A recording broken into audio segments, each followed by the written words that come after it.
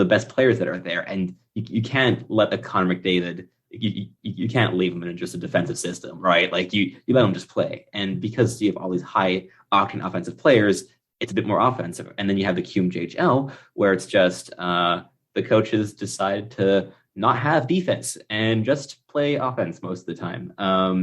And you get some really fun coaches out of that, right? Like I mean, like Ducharme and Bouchard are both they both coach in the Q beforehand, and in the NHL they're pretty defensive minded, but in the Q, because I mean, like you look at Ducharme, like when he was coaching the Halifax Mooseheads, he had Drouin and McKinnon and goalie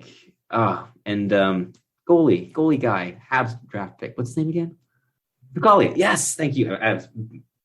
Yeah, my current Washington Capitals legend, legendary, and so he had this great team, and he wasn't going to hold them back with the defensive system. But now in the NHL, when you look at Montreal's decor, where it's like big, slower guys, you go more defensive structure, right? So I think it's a mix of like the players that are available and also just like what has seen success in the league as a whole. I think it's also just part of our DNA in Quebec, because anybody who's ever played in a beer league in Quebec knows that we just can't play defense. So that's why the games are always like 28-20 or something. So I think it's just part of our core DNA. But might as well be the LNH at that point. Pretty much, exactly. Sebastian, let's continue on the topic of the Q, because you had a couple of players that you really wanted to mention, and we just didn't have time earlier. But let's do this. Who do we have left? Okay, so the last QMJHL player that I really wanted to cover is a guy that I had ranked at 38th in my draft class, and he went undrafted, and that would be Peter Reynolds, who is a bit. I mean, again, I had him very high, probably not entirely merited. Maybe a little bit of just attachment in there, but you also had Logan Mailloux in the third round, I believe, right? So. I mean, he wasn't in my final thing because I took him out entirely. But before it came out, he was at the end of my second. He wasn't in the third. He was at the end of my second, but he was still behind Peter Reynolds, who is this defensive centerman who every time I watched him, I just saw Philippe Dano every single time, just like without fail, of just really smart defensively, gets the job done. Like a good playmaker, good facilitator, right? Like, it's what Phil Dano is, like offensively. He facilitates. He doesn't score. He just facilitates. And it's the same thing with Peter Reynolds, who isn't the most skilled finisher. He's a good playmaker, but it's just like his defensive play of just like his positioning, his anticipation. Everything just stands out so much more because it's the QMJHL where you have no defense, that when you see someone that's like legitimately good at it, and like he's always in the right spot at the right time, that like it really stands out and you notice it. And he's a player I liked a lot. I may have ranked him way too high just because of the competition in the queue, where it just stands out so much more. But he's a player I liked a lot, and he plays for the St. John Sea Dogs. And I'm definitely going to look at this season because he's a guy that I really think deserves a draft pick next year. I definitely think that's a good point to make, honestly, regarding Reynolds. And I definitely think he's an offensive facilitator at the NHL level. And if I could lead on actually really quick, Patrick, there's a guy that I wanted to talk about who sort of, we'll wrap things up a little bit here just to add on really quick, going back. Right, sir. The WHL. I was talking about a couple of defensemen, and I mentioned how I want to talk about Rangers guys, but I'm actually going to throw it back to a team that whose prospect pool I've just been really liking in general recently, and that's the Minnesota Wild. A lot of people, when the Wild were coming through, or over the past few seasons, everything about the Wild has been Kirill Kaprizov. Their big prospect has been Kirill Kaprizov. It's just been Kirill Kaprizov. Now that the contract talks of Kaprizov are pretty much dead right now, no matter what Bill Guerin says, I'm going to look at a couple of the other prospects that the Wild have on offer, one of which is Damon Hunt. Damon Hunt is one of my favorite defensemen coming out of the WHL, and I definitely think he's a guy that is a lot lower on a lot of people's boards. I mean, he was a third-round pick after all, but he has a lot of high offensive upside, and he is a fantastic skater. Now, there are some other aspects of his game that need some work, like his hands and his shot. He has great passing abilities, he has great skating abilities, and I think in the future he could be a really talented third-pairing off power play option. To make a point of some stuff I mentioned in the past, if I say he's a very Marc-Andre Bergeron, Eric Gustafsson type, a guy who isn't the best defensively, but he gives you the offense when you need it the most. All right, and to end this, Mr. Joshua Rosa decided to body check his way into the panel. being like, I'm not leaving you guys like this. And he just sent me a little message there on the side being like, I have a funny junior goalie story, he says. Josh, what is your funny junior goalie story, sir? Yeah, it's just a story that I've heard a little bit ago, and it reminded me when we're all talking about the Q being goalie graveyard and how bad stats are. But this guy, his apparently first professional organized game as a child, played goaltender, allowed 21 goals in that game. He later went on to be inducted into the Hockey Hall of Fame, part of the first group of Hall of Fame members. It was actually the first NHL player to have his number retired by the Montreal Canadiens, and it's Howie Morenz. Wow.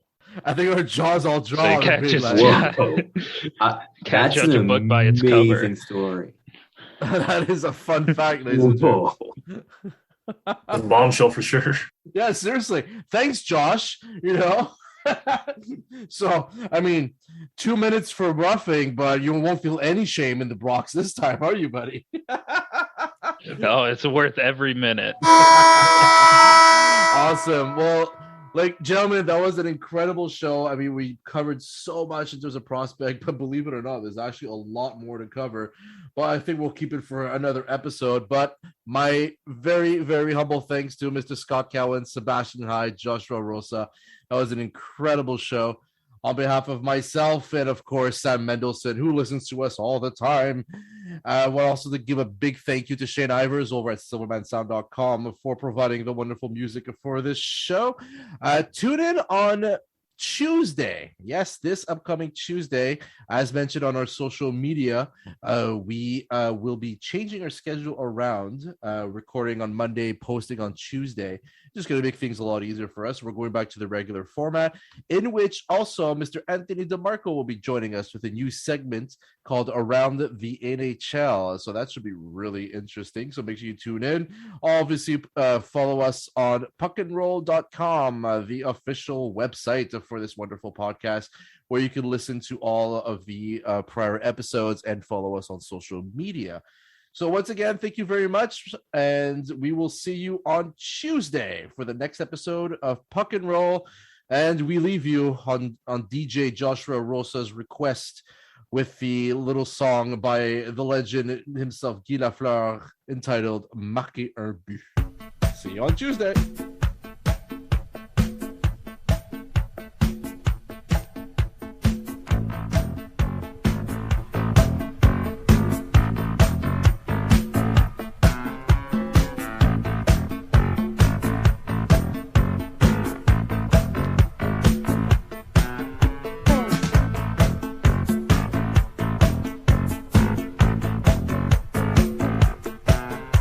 Que tu maîtrises ton lancer, il faut que tu saches quand t'en servir.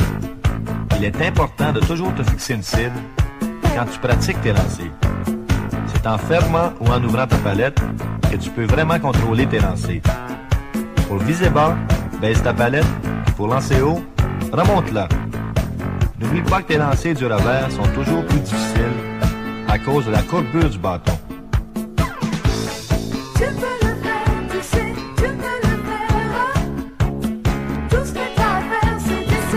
Quand tu attaques le gardien de but, tu ne dois jamais garder la rondelle devant toi parce qu'il sait que tu ne peux pas lancer dans cette position-là. D'un coup d'œil, il anticipe ta manœuvre, soit de feindre le lancer, soit de faire une passe, puis il recule. Il ne faut jamais que tu lui laisses savoir ce que tu vas faire. C'est déjà assez difficile de compter un but sans céder un avantage supplémentaire au gardien. Donc, pousse toujours la rondelle à côté de toi. Il ne pourra pas deviner ton intention. Ensuite, s'il recule jusqu'au filet, lance.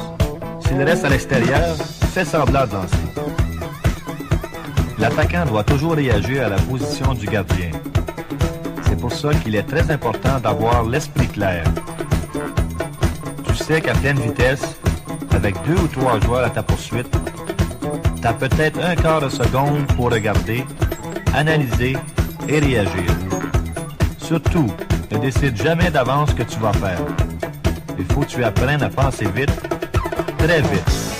Tu peux le faire, tu sais, tu peux le faire.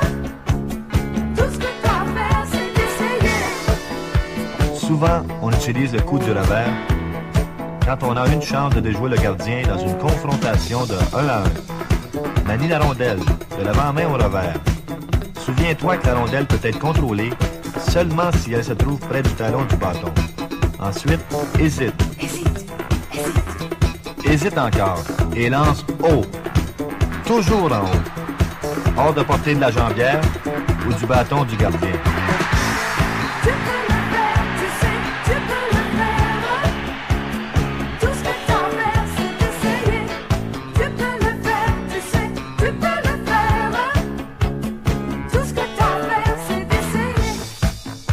Pour compter un but par déviation, il faut rester devant le filet et attendre de lancer. Mais attention, il faut aussi affronter des joueurs de défense plutôt costauds. Et ça, c'est pas pour moi.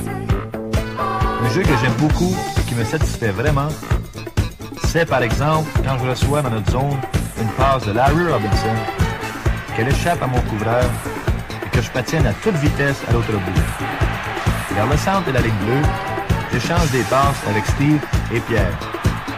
Ensuite, je m'empare de la rondelle. Je me dirige vers le filet. Et tout près du gardien, je feins mon lancer. Puis je glisse la rondelle à Steve. Il lance. Et con.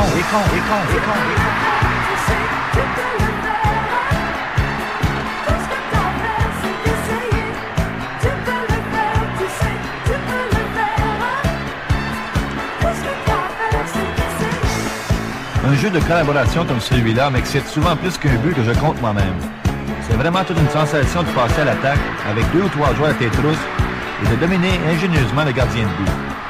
D'amener le gardien à changer de côté, de contrôler la rondelle malgré la confusion autour des buts et finalement de la faire pénétrer d'une autre direction, c'est ça la récompense qu'apporte l'entraînement de travail sérieux. C'est toujours un défi et c'est ça qui rend le hockey passionnant.